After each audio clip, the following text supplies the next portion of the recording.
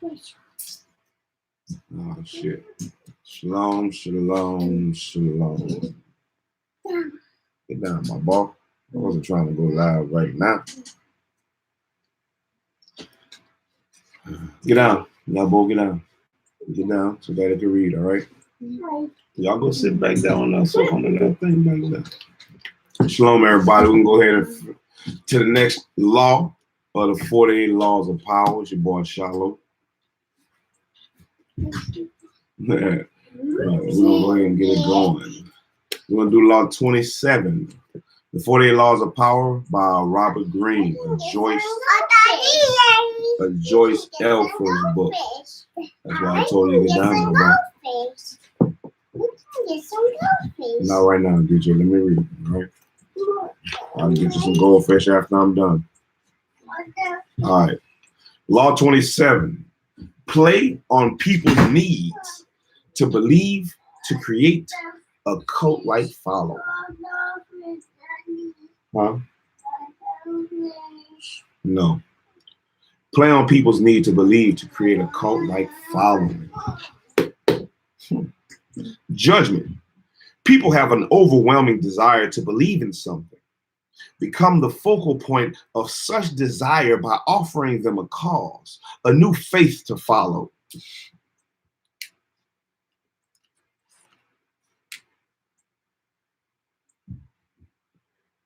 Keep your words vague but full of promise.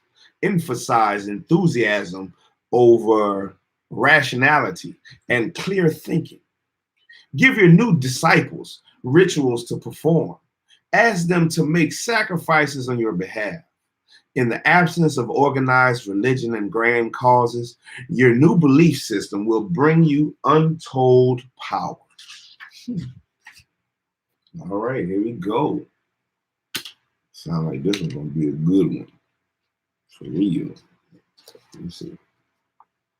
Let's see what they're talking about. The science of charlatanism. The science, I might need my dictionary close. The science of charlatanism. In searching, as you must, for the method that will gain you the most power for the least effort, you will find the creation of a cult-like following one of the most effective. Having a large following opens up all sorts of possibilities for deception. Not only will your followers worship you, they will defend you from your enemies and will voluntarily take on the work of enticing others to join your fledgling cult.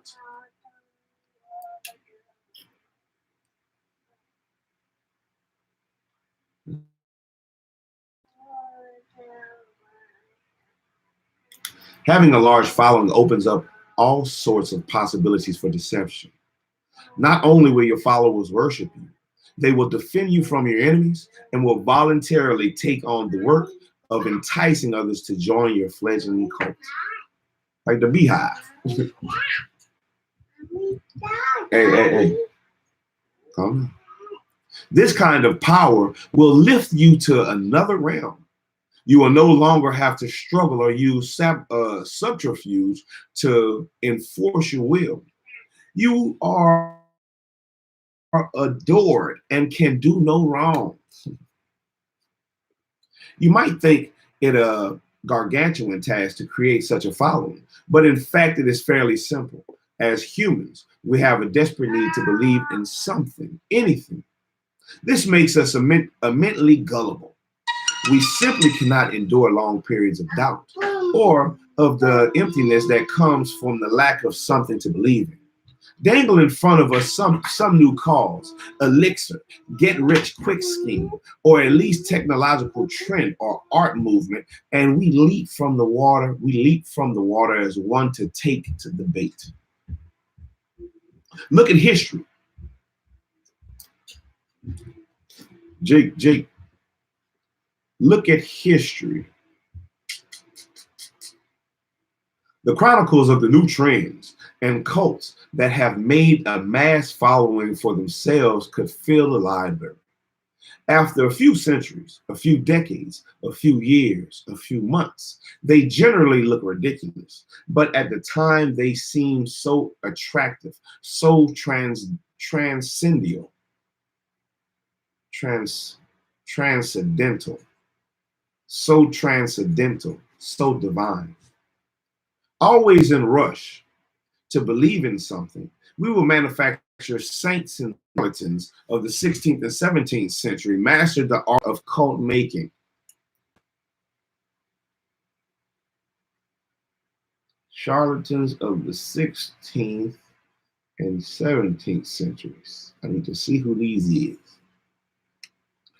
They lived as we do now. In a time of transformation, organized religion was on the wane, science on the rise. People was desperate to rally around a new cause of faith. The charlatans had begun by peddling health elixirs and alchemic shortcuts to wealth. Moving quickly from town to town, they originally focused on small groups until by accident they stumbled on a truth of human nature. The larger group they gathered around themselves, the easier it was to deceive. The charlatan would station himself on a high wooden platform, hence the term mountebank.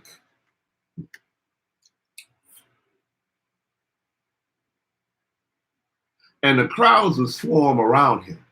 In a group setting, people were more emotional, less able to reason.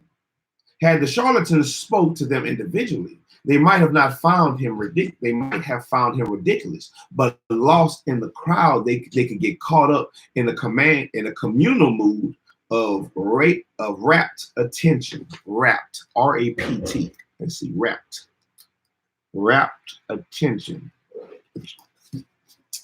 R-A-P-T. Rapt. Rapt.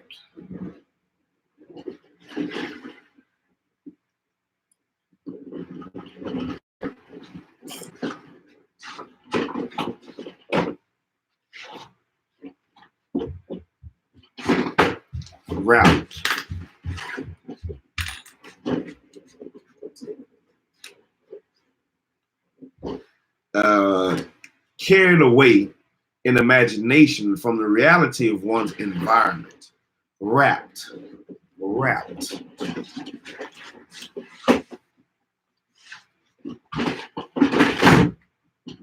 But lost in the crowd, they got caught up in the communal mood of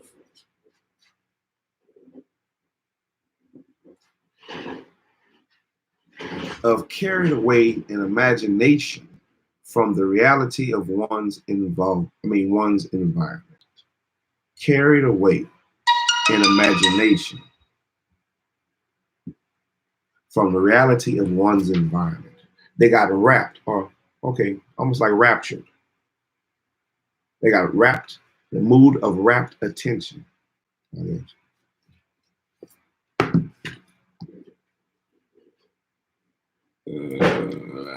It became impossible for them to find the distance to be skeptical.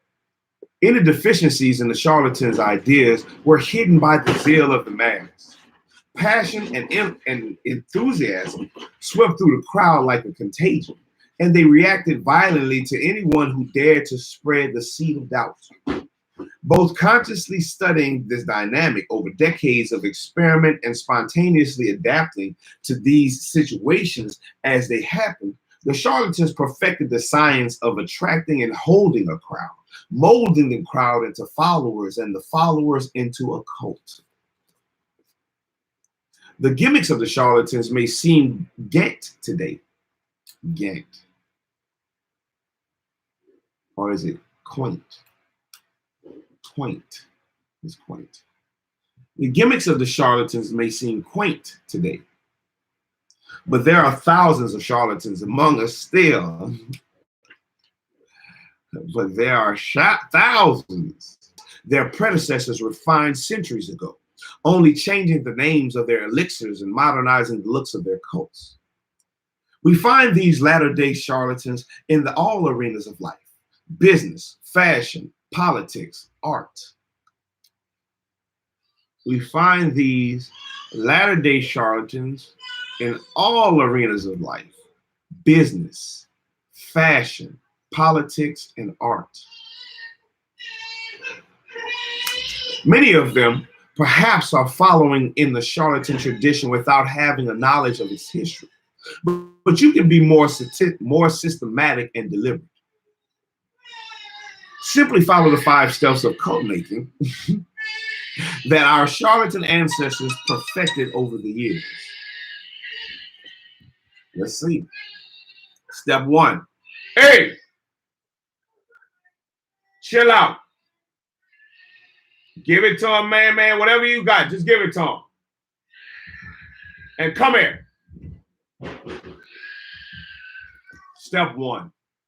Keep it vague. Keep it simple. To create a cult, you must first attract attention.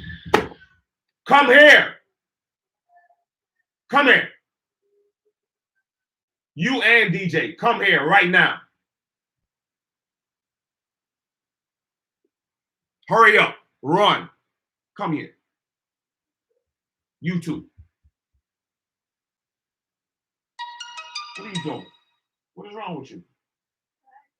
Something wrong? You doing all that howling. Look at me. Look at me. Look at daddy.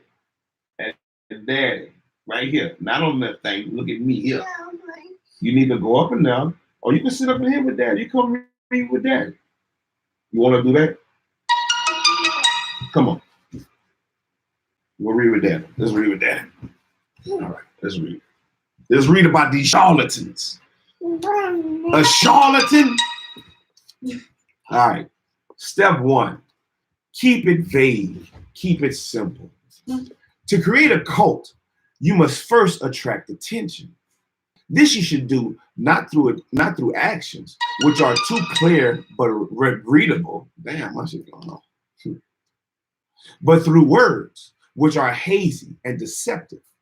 Your initial speeches, conversations, and interviews must include 2 elements. On the one hand, the promise of something great and transformative, and on the other, a token and see what they want to see. To make your vagueness attractive, use words of great resonance. Use words of great resonance, but cloudy meaning. Words full of heat and enthusiasm. Near of profound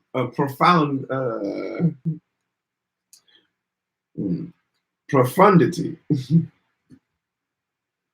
By the same token, try to make the subject of your cult new and fresh so that few will understand it. Done right, the combination of vague promises, cloudy by alluring concepts, and fiery enthusiasm will stir people's soul and a group will form around you. Talk too vaguely and you have no credibility, but it is more dangerous to be specific. If you explain in detail the benefits people will gain by following your cult, you will be expected to satisfy them. As a corollary to its vagueness, corollary. I think I looked it up. Corollary.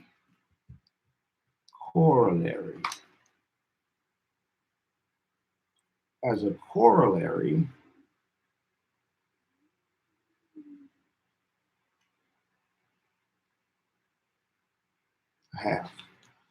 corollary, a proposition that can be inferred from one already proved as self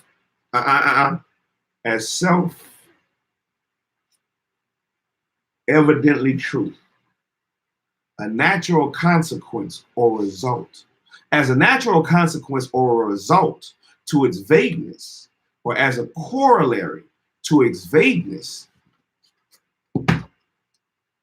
your appeal should also be simple. Thank you. Most people's problems have complex causes, Deep-rooted neurosis. Deep-rooted neurosis. Interconnected social factors. Neurosis. Corollary. Corallary. Corollary. Neurosis. Neurosis. Neurosis. Neurosis. It has something to do with neurology.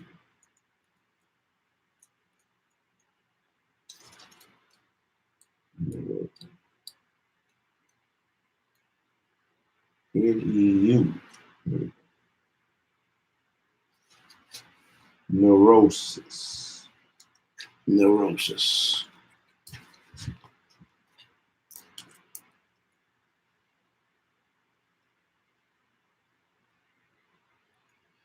Neurosis.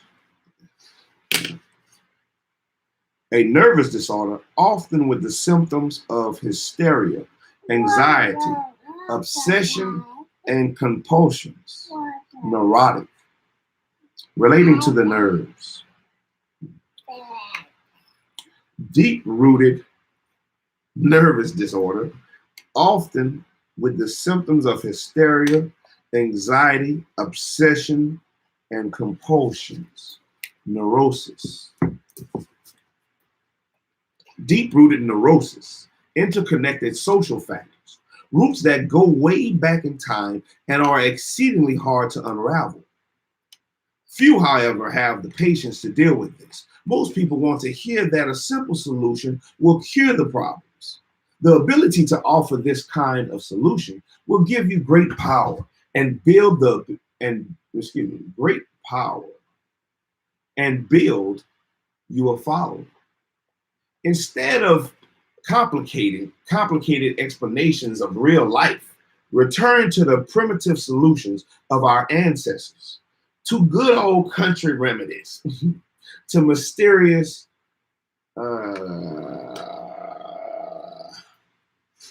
panics, I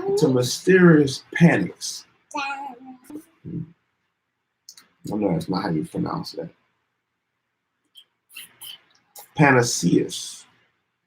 Panaceas.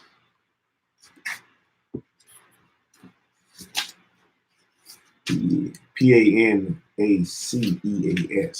Panaceas.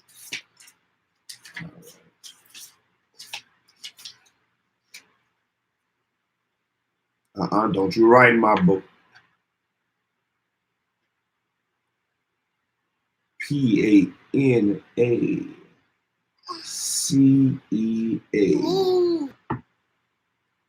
Panaceas.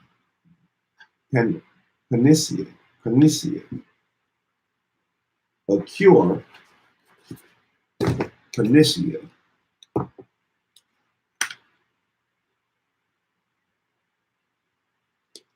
A cure for all ills.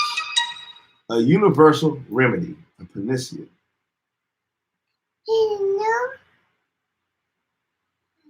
A panacea.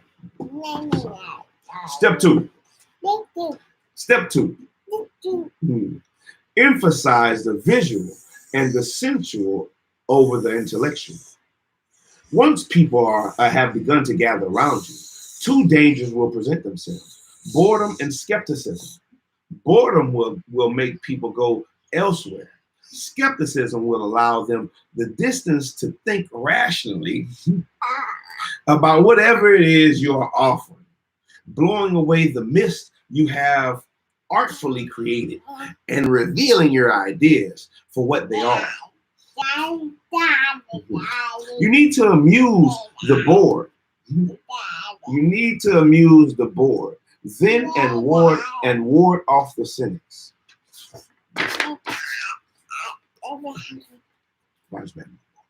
The best way to do this is through theater.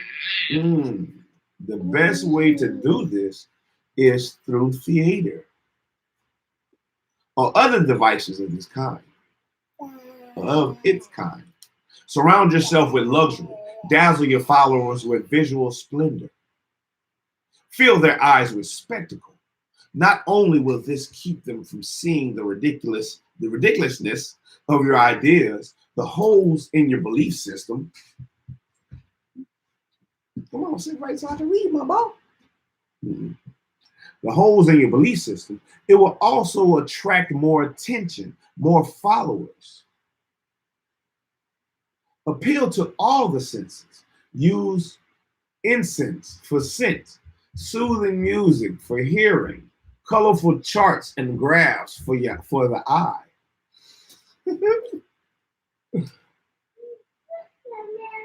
Right here. You might even tickle the mind, perhaps by using new technological gadgets to give your cult a pseudoscientific veneer. As long as you do not make anyone really think, use the exotic, distant cultures, strange customs to create theatrical effects and to make the most banal and ordinary affairs seem signs of something extraordinary. Shit. Step 3.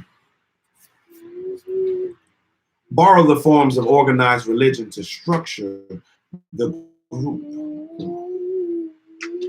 Your cult-like following is growing. It is time to organize it. Find a way to both elevating and comforting. Organized religions have long held unquestioned authority for large numbers of people and continue to do so in our supposedly secular age. And even if the religion itself has faded some, its forms still resonate with power.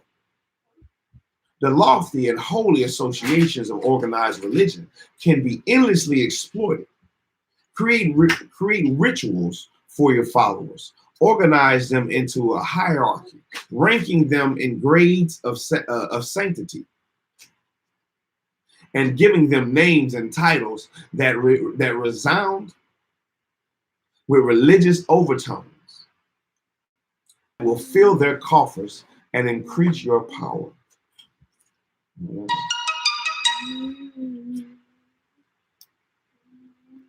To emphasize your gatherings, quasi-religious nature, talk and act like a prophet.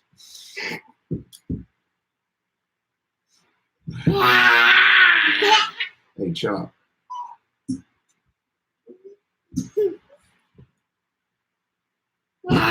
You are not a dictator, after all. You are a priest, a guru, a sage, a shaman, or any other word that hides your real power in the midst of a religion.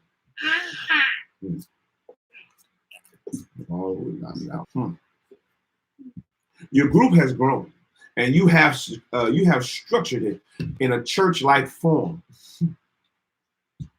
Your coffers are beginning to fill with your followers' money. Yet you must never be seen as hungry for money and the power it brings. It is this moment that you must disguise your source of your income. Want some water? Is that how you ask? How do you ask? You're not giving it to your ask, correct? Yeah, some water, please, then. Yeah, some water, please, then.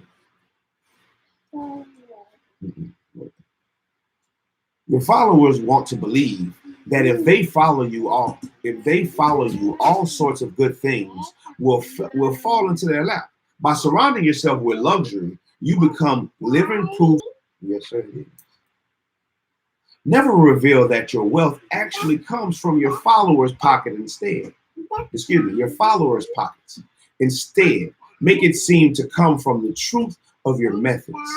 Yes, sir, it is.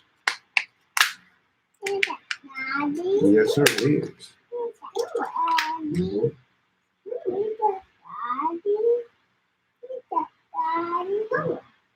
Followers will copy your each and every move in the belief that you will bring them the same results.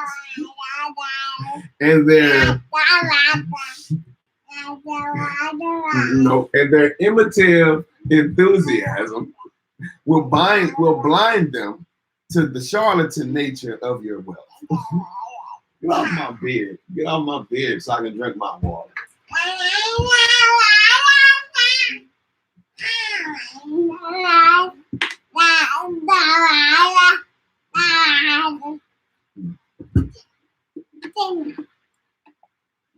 I'll say thank you, Daddy. Can I get a thank you? Because that's my water. That's my water. See? All right. Come on. You have to sit right so I can read it. All right. Let you go. There you go. Let's get it. Step number 3. Set up a us versus them dynamic. Oh shit. Oh Lord. The group is now large and thriving, a magnet attracting more and more particles. If you are not careful, though, inertia will set in. Inertia. There you go. Inertia will set in. And time and boredom will demagnetize the group. To keep your followers united, you must now do what all religions and belief systems have done. Create an us versus them dynamic. First, make sure your followers believe they are part of an exclusive club, unified by a bond of common goals. Then, to strengthen this bond, manufacture the notion of a devious enemy out to ruin you. There is a force of non-believers.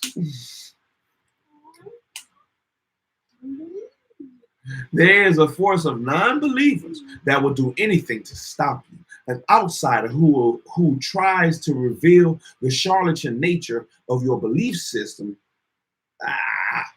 My bad. There is a force of non-believers that will do anything to stop you. An outsider who tries to reveal the charlatan nature of your belief system can now be described as a member of this devious force.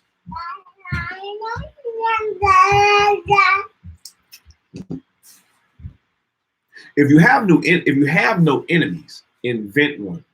Given a straw man to react against, your followers will tighten and cohere. Cool water.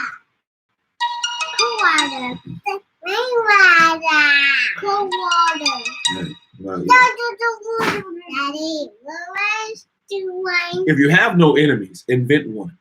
Given a straw man to react against, your followers will tighten and cohere. They have your cause to believe. Hey, calm down. They have your cause to believe in and infidels to destroy. No, you can have some water. Do you want some water? All right.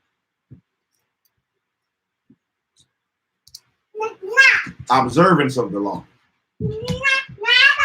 Observance 1. Man, chill out, man. All right? Calm down. Excuse me, DG. Calm down. Calm yourself down. Observance of the law. Observance 1. In the year 1653. 1653.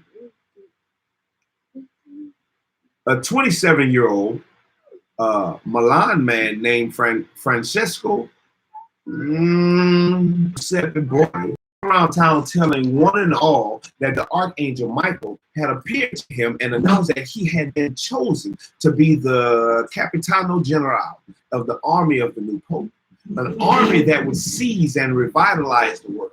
The Archangel had further revealed that Bori now had the power to see people's souls, and that he would soon discover the Philosopher's Stone, a long sought after substance that could change base metals into gold. Friends and acquaintances who heard Bori explain the vision and who witnessed the change that had come over him were impressed. For Bori had previously devoted himself to a life of wine, women, and gambling. Now he gave it all up, plunging himself into the study of alchemy and talking only of mysticism and the occult. The transformation was sudden and miraculous, and Bori's words were so filled with enthusiasm that he began to create a following. Unfortunately, the Italian Inquisition began to notice him as well. They prosecuted everyone who delved into the occult. So he left Italy and began to wander Europe, from Austria to Holland, telling one and all, to those who follow him, all joy shall be granted. Wherever Boris stayed, he attracted followers. His method was simple: to have seen the person's soul, degree of enlightenment, and potential for spiritual greatness. If what he saw showed promise, he would add the person to his growing order of disciples. An honor indeed. The code had 6 degrees, into which the disciples were assigned according to what Bori had glimpsed into their souls.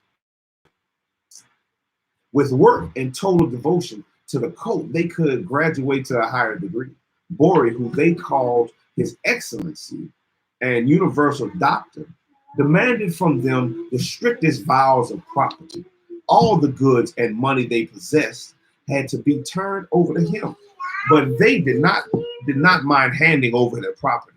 For Bori had told them, I shall soon bring my chemical studies to a happy conclusion by the discoveries of the Philosopher's Stone. And by this means, we shall all have as much gold as we desire. Oh, they wanted that money. Money? Yeah, they wanted that money, my boss. Mm-hmm. Given his growing wealth, Bori began to change his style of living, which he had begun to collect. He would drive through the city in a coach studded with jewels, with 6 magnificent black horses at its head. I guess that was like the Bentley at the time. He never stayed too long, and when he disappeared, saying he had more souls to gather flock, his reputation only grew in his absence. He became famous, although in fact he had never done a single concrete thing. From all over Europe, the blind, the crippled, and the desperate came to visit Bori. For word he spread that he had healing powers. For word, hey, you better chill out. For word had spread that he had healing powers. He asked no fee for his services, which only made him seem more marvelous. And indeed, some claim that it is that in this or that city he had performed a miracle. From the vast sums he was collecting from his increasingly select group of rich disciples. Yet it was presumed that he had in fact perfected the Philosopher's Stone. Keep doing it. Keep doing it and see if I play with you.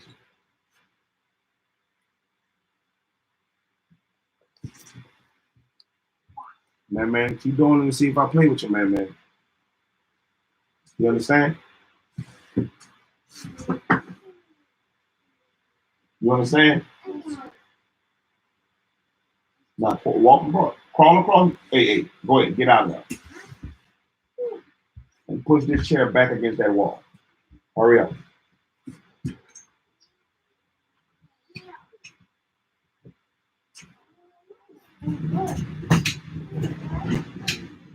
Like I told man earlier, DJ, I don't mind y'all being in here. But if y'all gonna be in here, y'all gonna have to sit down. You gotta be careful.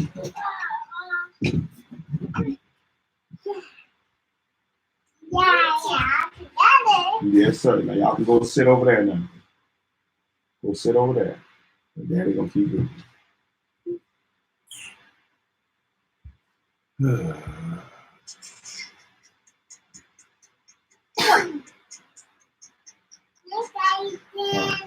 From all over Europe, the blind, the crippled, and the desperate came to visit Boris.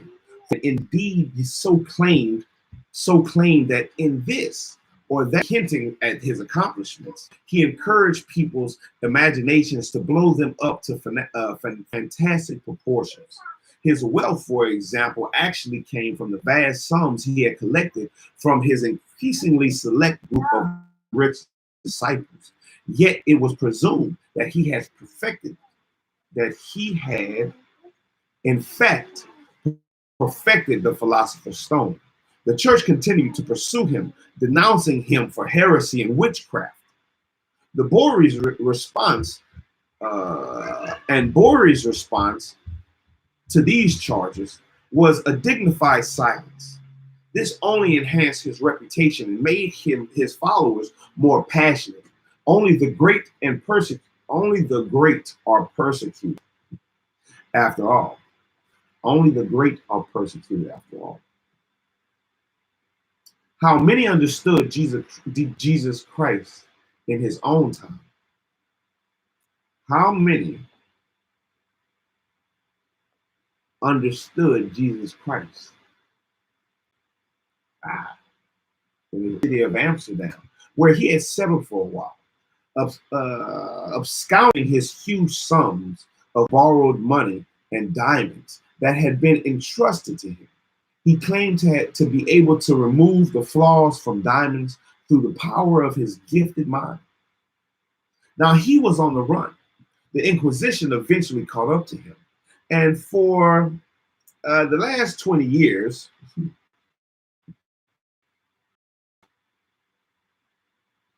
of his life was imprisoned in Rome. Shit. But so great was the belief of his occult powers that to his dying day, he was visited by wealthy believers, including Queen Christina of Sweden, supplying him with money and materials. These visitors allowed him to continue his search for the elusive philosopher's stone interpretation. Before he formed his cult, Borrow seems to have stumbled on a critical discovery. Tiring of his life of debauchery, he had decided to give it up and to devote himself to the occult, a genuine interest of his. He must have noticed, however, that when he alluded to a mystical experience rather than physical exhaustion as a source of his conversion, people of all classes wanted to hear more. Realizing the power he could gain by ascribing the change to something external and mysterious, he went further with his manufactured visions. The grander the vision, and the more sacrifices he asked for, the more appealing and believable his story seemed to become. Remember, people are not interested in the truth about change. They don't want to hear. They don't want to hear that it has come from hard work. Let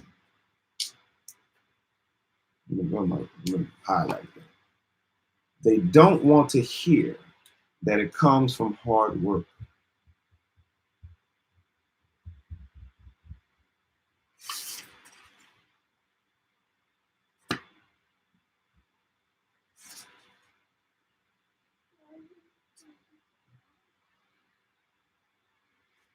They don't want to hear that it comes from hard work or from anything as banal as exhaustion, boredom, or depression.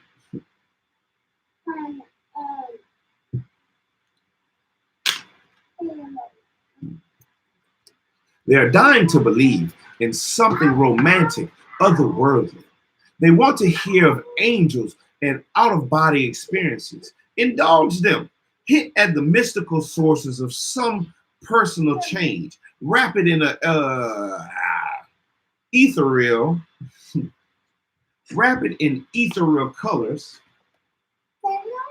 colors, colors, colors, colors, and a cult-like following will form around you. Adapt to people's needs. The Messiah must have his followers and always aim high. The bigger and bolder your illusions, the better. Let me grab on you like that. Observance too. In the mid 1700s, word spread in Europe's fashionable society of a Swiss country doctor named Michael Schapak, who practiced a different kind of medicine. He used the healing powers of nature to perform miraculous cures. Soon, well-to-do people from all over the continent, their ailments, both serious and mild, were making the trek to the alpine village of Langley, where Schupak lived and worked.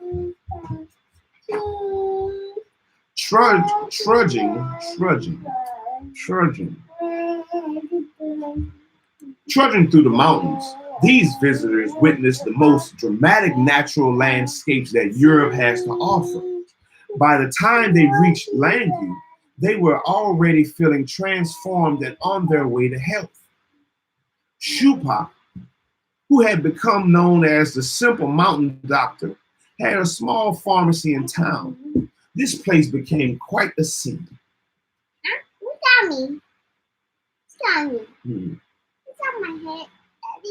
Crowds of people from many different countries would cram the small room.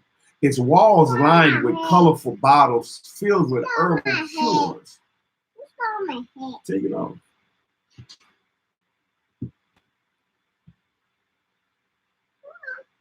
Where most doctors of the time prescribed foul-tasting concoctions that bore incomprehensible Latin titles, as medicines often do still. Schupak's cure had names such as the oil of joy, little flower's heart, or against the monsters. And they monsters against the monsters. And they tasted sweet and pleasing. Visitors to Langley would have to wait patiently for a visit with the mountain doctor, because every day some 80 messengers would arrive at the pharmacy bearing flasks of urine from all over Europe. Schupak claimed he could diagnose what ailed you simply by looking at a sample of your urine and reading a written description of your ailment. Naturally, he read the description very carefully before prescribing the cure.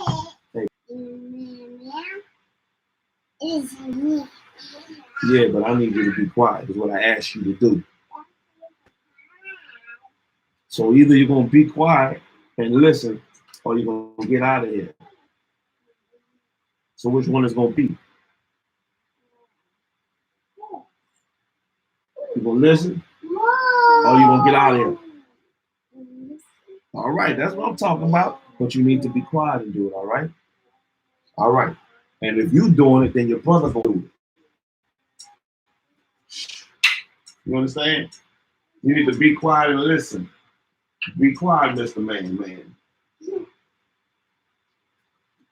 You understand? You understand? You better be quiet and listen. Right. Trying to learn you something.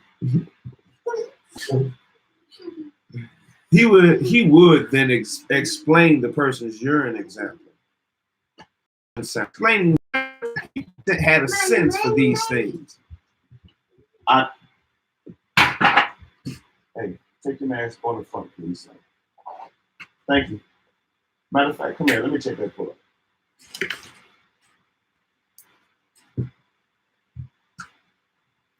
Go get a pull-up. Yeah, just go get a pull-up. He would then explain the person's urine sample, explaining that its appearance would tell him everything he needed to know. Country people had a sense for these things, he would say. Their wisdom came from living a simple, godly life with none of the complications of urban living. This personal consultation would also include a discussion as to how one might bring one's souls more into harmony with nature. Chupak had devised many forms of treatment, each profoundly unlike the usual medical practices at the time. He was a believer, for instance, in electric shock therapy. To those who wondered whether this was in keeping with his beliefs in the healing power of nature, he would explain that electricity is a natural phenomenon. He was merely imitating the power of lightning. One of his patients claimed to be inhabited by 7 devils. The doctor cured him with electrical shocks. I bet he did. One of his patients claimed to be inhabited by 7 devils. I need to find a good color for this one. Ah.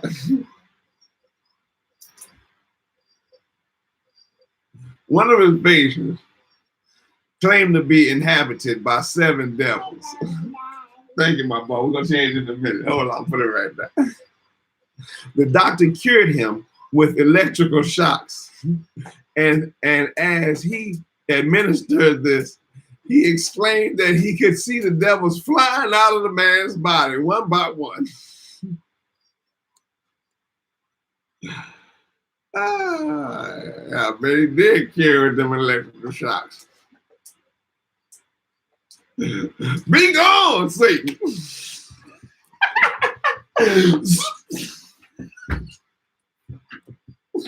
About to zap you. Oh man, be gone.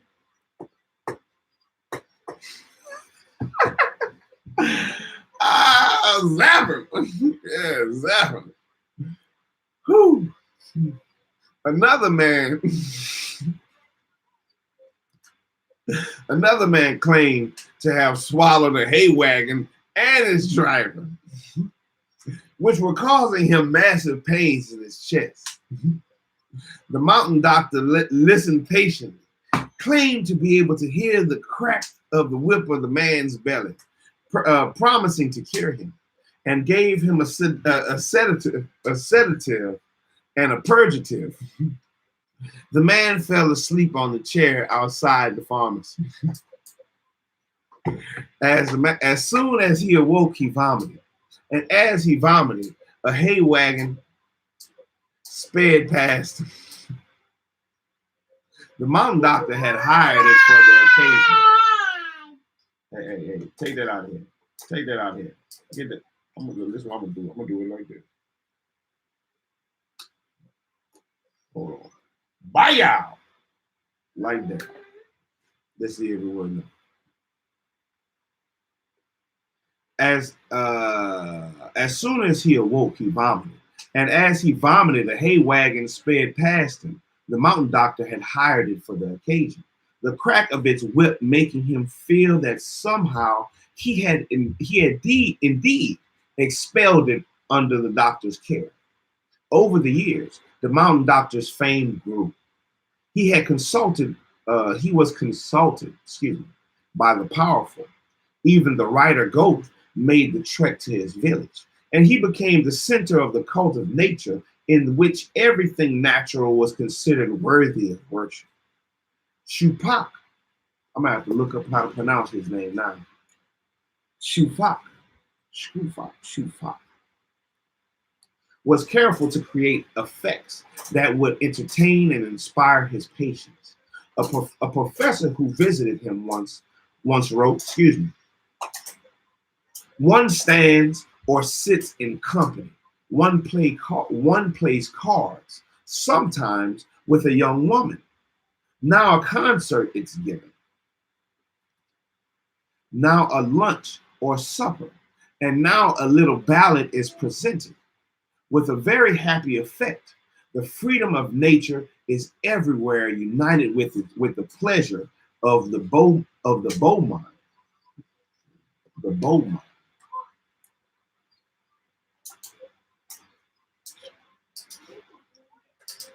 And if the doctor is not able to heal any diseases, he can at least cure hypochondria, and the vapors.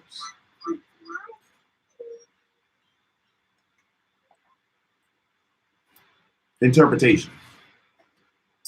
Hey, get out of here. Hey, I'm gonna take it from you. I'm trying not to take it from you. Hey, DJ, go get me another bottle of water, my boy. Interpretation.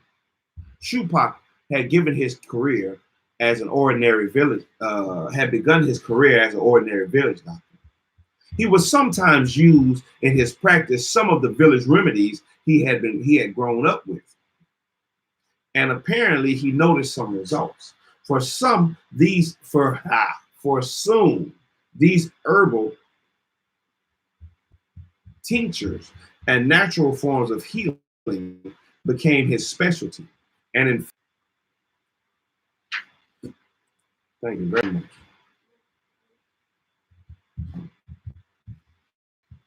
Yeah, you can have the rest of this one. Daddy gonna drink that one. He's in there somewhere.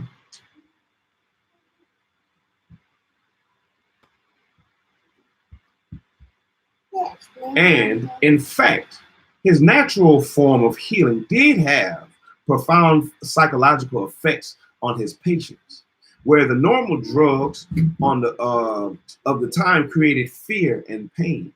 Shupak's treatments were comfortable and soothing. The resulting improvement in the patient's mood was a critical element in the cures he brought about. Let me get that. Thank you. Thank you very much.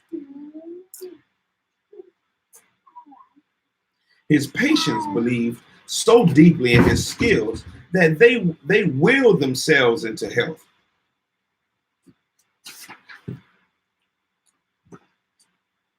His patients believed so deeply in his skills that they willed themselves into health. Instead of scoffing at their irrational explanations for their illness, Shupak used their hypochondria to make it seem that he had effected a great cure. The case of the mountain doctor teaches us valuable lessons in the creation of a cult-like following. First, you must find a way to engage people's will, to make their belief in your powers strong enough that they imagine all sorts of benefits. Their belief will have a self-fulfilling quality, but you must make sure that it is you, rather than their own will, who is seen as the agent of transformation. Find the belief, cause, or fantasy that will make them believe with a passion, and they will imagine the rest, worshiping you as a healer, prophet, genius, whatever you like. Second, Shupak teaches us the everlasting power of belief in nature and in simplicity. The belief in nature and in simplicity. Nature, in reality, is full of much that is terrifying: poisonous plants, fierce animals, sudden disasters, plagues. Belief in healing, comforting quality of nature is really belief in the healing. My bad, that makes a difference. Belief in the healing, comforting quality of nature is really a constructed myth, a romanticism. But the appeal to nature can bring you great power, especially in complicated and stressful times. This appeal, however, must be handled right. Devise a kind of theater of nature in which you, as a director, pick and choose the qualities that fit the romanticism of the times. The mountain man played the part to perfection, playing up his homespun wisdom and wit, and staging his cures as dramatic pieces. He did not make himself one with nature. Instead, he molded nature into a cult, an artificial construction. To create a natural effect To create a natural effect, you actually have to work hard, making nature theatrical and delightfully pagan.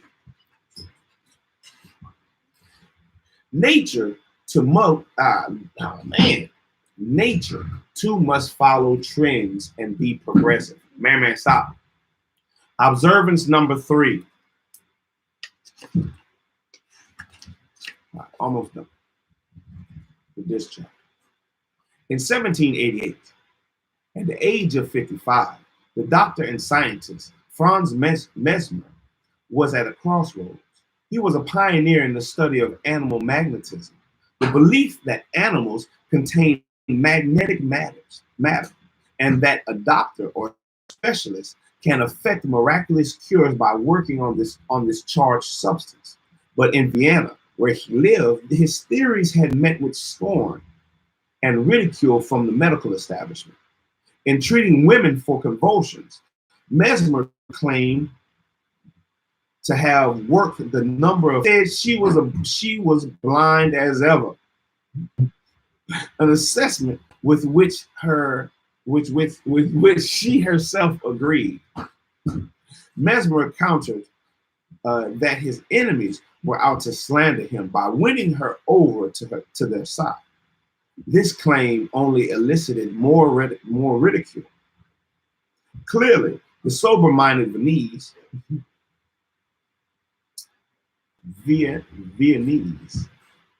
the sober-minded Venice were the wrong audience for his theories, and so he decided to move to Paris and start again.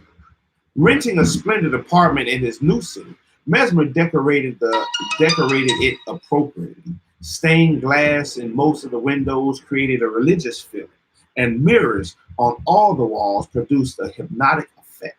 The doctor advertised that in his apartment he would give demonstrations of the powers of animal magnetism, inventing the diseased, inviting the diseased and melancholic,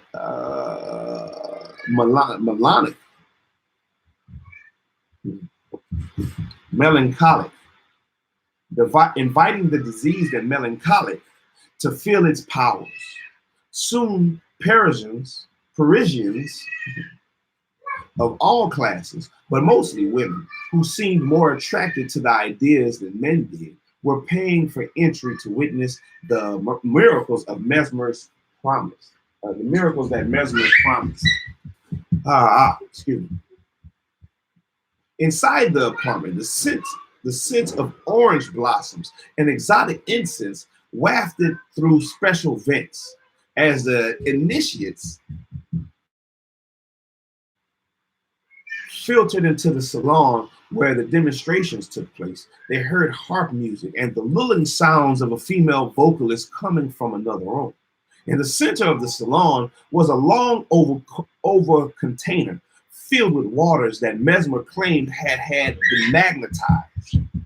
From holes in the containers, metal lid from holes in the container's metal lid protruded long, movable iron rods. The visitors were instructed to sit around the container, placing these. Hey! Get out of here! Hurry up, brother.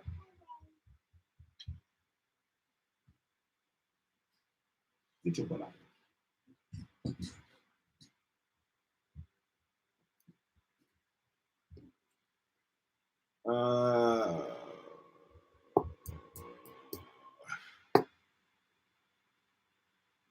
As the initiates filtered into salon where the demonstrations took place, they heard harp music and the lulling sounds of a female vocalist coming from another room.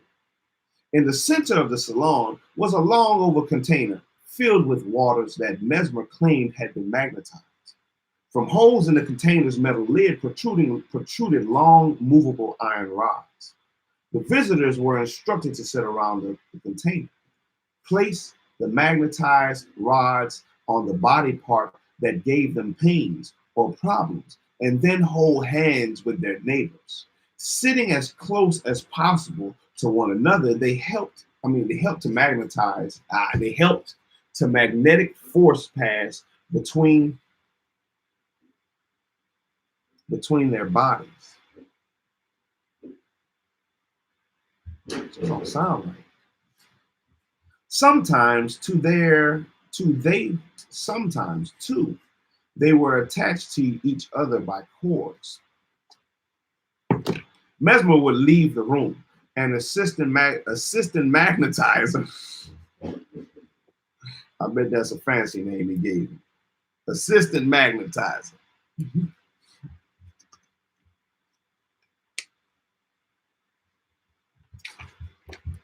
All hand,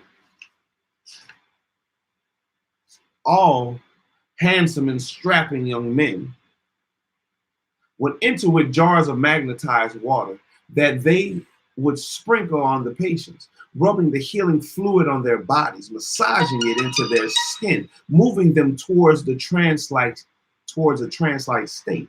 And after a few minutes of a kind of delirium would overcome the women. Some would sob, some would shriek and tear their hair. Shit. Others would laugh hysterically. At the height of the delirium, Mesmer would re-enter the salon, dressed in a flowing silk robe embroidered with golden flowers and carrying a white magnetic rod. Moving around the container, he would stroke and soothe the patients until calm was restored. Many women would latter attribute the strange power he had on them to his piercing look, which they had thought was exciting and quieting the magnetic fluids in their body. Within months of his arrival in Paris, Mesmer became the rage. His supporters included Maria Antoinette herself, the Queen of France, wife of Louis the 16th. As in Vienna, he was condemned by the officials and patients paid him handsomely. Mesmer expended his theories to proclaim that all humanity could be brought into harmony through the power of magnetism, a concept with much appeal during the French Revolution. A cult of mesmerism spread across the country. In many towns, societies of harmony sprang up to experiment with magnetism. These societies eventually became notorious. They tended to be led by libertines who would turn their sessions into a kind of group orgy.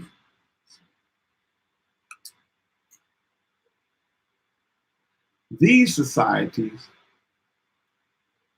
eventually became notorious. They tended to be led by libertines. Let's look that up. Libertines who would turn their sessions into a kind of group orgy. Libertines. Liberate. Liberation. Libertine. Libertines. It's not in here. Man, I hate when I be looking in this dictionary and I can't find certain words, but I don't want to look at Google. Not right now.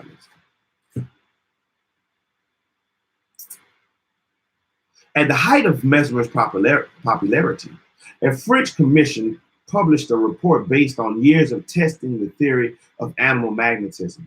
The conclusion: magnetism's effect on the body actually came from a kind of group hysteria and autosuggestion.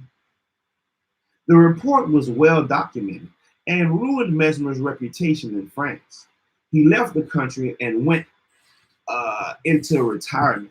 Only a few years later, however, imitators sprang up all over once again. His believers more numerous than ever. Into another strategy. First, he moved to Paris, where no and where his magical world in which the sensory overload of smells, sights, and sounds entranced his customers. Most important, from now on, he practiced his magnetism only on a group. The group provided the setting in which the magnetism would have its proper effect. One believer infecting the other, overwhelming any individual doubter. Mesmer thus passed from being a conformed advocate of magnetism to the role of charlatan, using every trick in the book to captivate the public.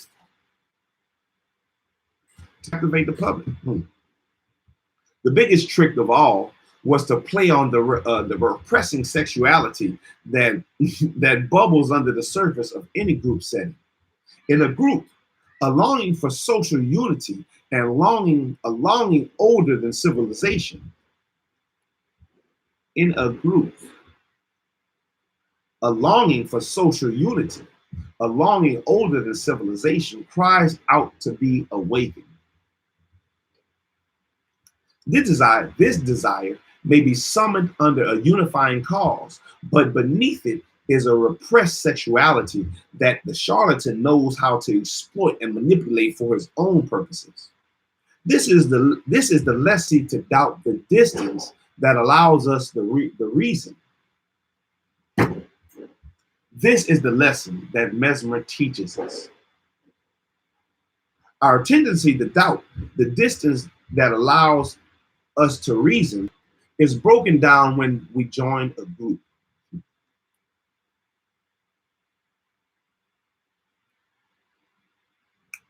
The worth and infectiousness of the group overwhelm the skeptical individual. This is the power you gain by creating a cult. Also, by playing on people's repressed sexuality, you lead them into making their excited feelings the signs of your mystical strength.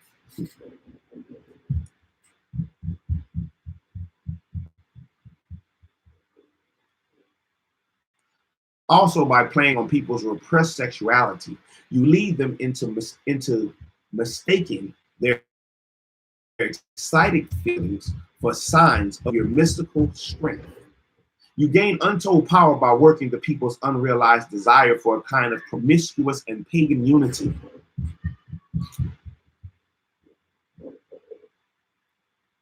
Remember that the most effective cults mix religion with science. Remember, there's a lot of shit in this. That the most effective cults mix religion with science. Take the latest technological trend or fad and blend it with a noble cause, a mystical faith, a new form of healing. People's interpretations of your hybrid cult will run rampant, and they will attribute powers to you. They will attribute powers to you that had never even thought to claim, that you had never even thought to claim. My bad.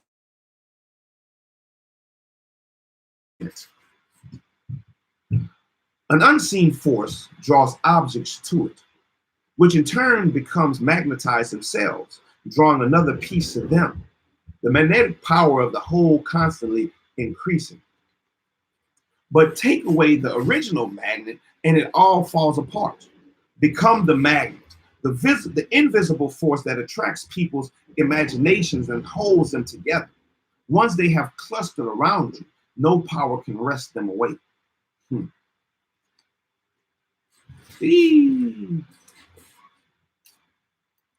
Image, the magnet. An unseen power forces objects, an unseen force draws objects to it, which in turn becomes magnetized themselves. Drawing other pieces to them, the magnetic power of the whole constantly increases. But take away the original magnet and it all falls apart. Become the magnet, the invisible force that attracts people's imagination and holds them together. Once they have clustered around you, no power can wrest them away. Authority. The charlatan achieves his great power by simply opening the possibility for men to believe what they already want to believe. The credulous, the credulous, or the credulous, Credulous, the credulous, credulous, I think it's credulous.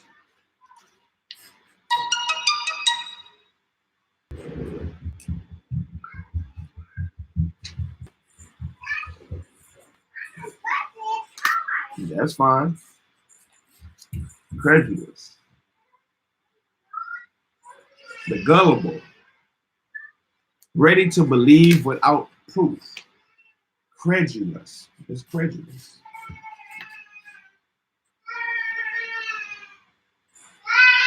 Hey, don't come in here with all that wine. Don't come in here with all that wine.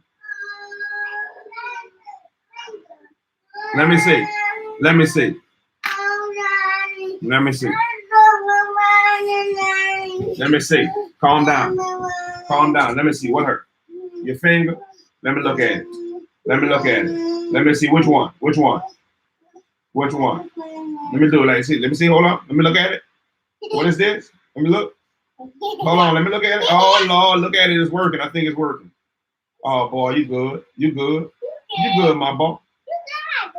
Mm-hmm. You gotta worry about that. I don't know. I don't know. You're going to have to find it, but let Daddy finish. The credulous, the gullible, are ready to believe without proof, cannot keep a distance. The credulous cannot keep a distance. They crowd around the wonder worker, entering his personal aura, surrendering themselves to illusion with a heavy solemnity, like cattle.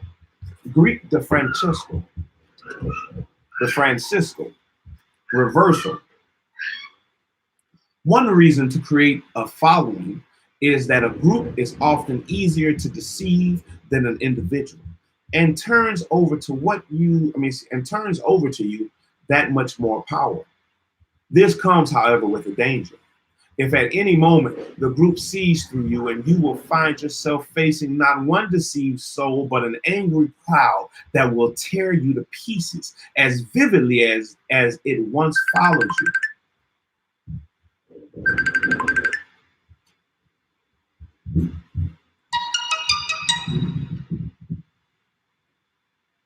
The charlatans constantly face this danger and were always ready to move out of town as it inevitably became clear that their elixirs did not work and their ideas were a sham.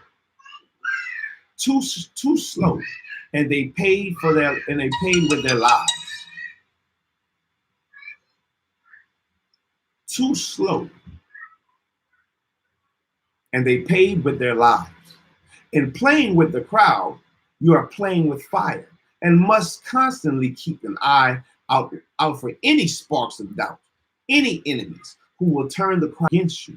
When you play with the emotions of a crowd, you have to know how to adapt, untuning yourself instantaneously to all the attuning yourself instantaneously to all the moods and desires that a group will produce. Use spies, be on top of everything, and keep your bags packed. For this reason, you may often prefer to deal with people one-on-one, isolating them from their normal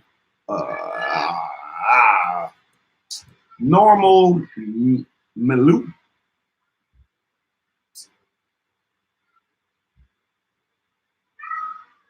Malai, Milo, I don't know how to pronounce it. Milieu. Milieu. Mili.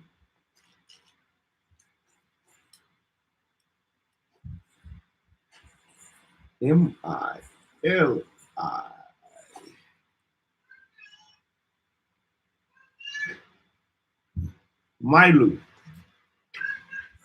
A Mailu.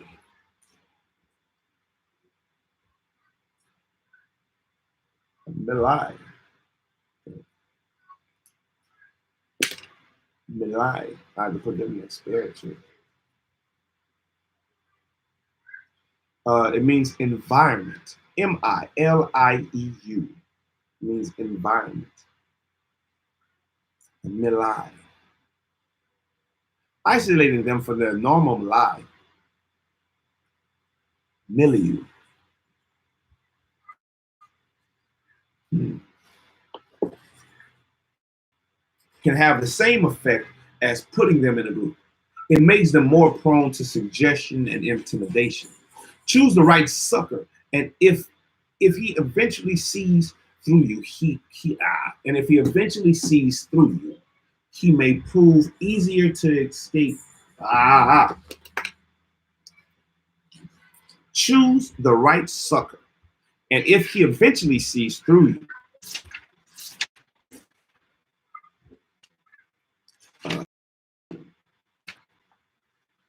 we'll come back with Law 28 next time. Interaction with boldness. Interaction with boldness. That's 48 Laws of Power. A Robert Greene book, by Robert Greene, a Joyce Elford book. Shalom. Shalom out.